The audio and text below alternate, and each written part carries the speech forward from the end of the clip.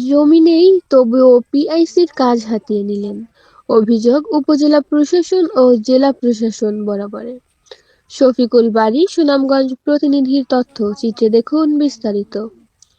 সুনামগঞ্জের বিষ্ণুপুর উপজেলার ফতেপুর ইউনিয়ন হাওরের ফসল রক্ষা বাঁধের পিআইসি প্রকল্প বাস্তবায়ন কমিটি গঠন নিয়ে স্থানীয় কৃষকদের মধ্যে তীব্র ক্ষোভ ও উত্তেজনা বিরাজ করছে।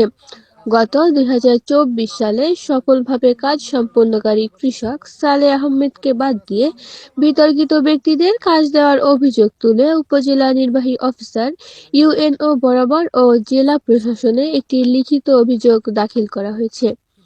আবেদন সূত্রে জানা গেছে, রাজনগর গ্রামের কৃষক সালেহ আহমেদ গত ২০২৪ সালে রাজনগর গ্রামের মাহাবুর আলমের দোকান হতে উমেদপুর গ্রাম পর্যন্ত পিআইসি এর কাজ অত্যন্ত স্বচ্ছতা ও নিষ্ঠার সাথে সম্পূর্ণ করেছিলেন।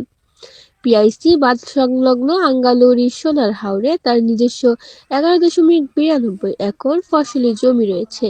হাওরের নীতি অনুযায়ী বাঁধের সংলগ্ন প্রকৃত কৃষকদের পিআইসিতে অগ্রাধিকার দেওয়ার কথা থাকলেও ২০২৫ সালে তা মানা হয়নি বলে অভিযোগ উঠেছে।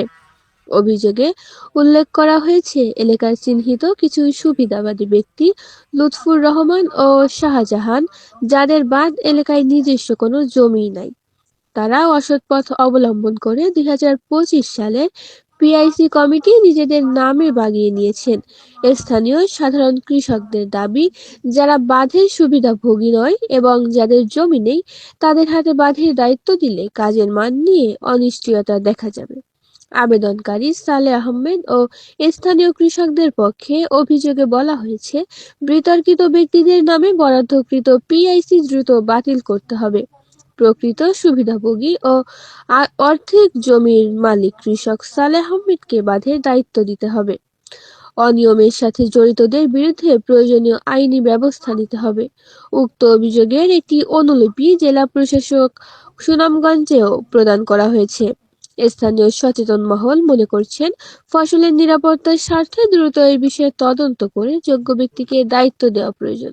বিষয়টি নিয়ে উপজেলা প্রশাসনের পক্ষ থেকে তদন্ত সাপেক্ষে দ্রুত ব্যবস্থা গ্রহণের আশ্বাস পাওয়া গেছে।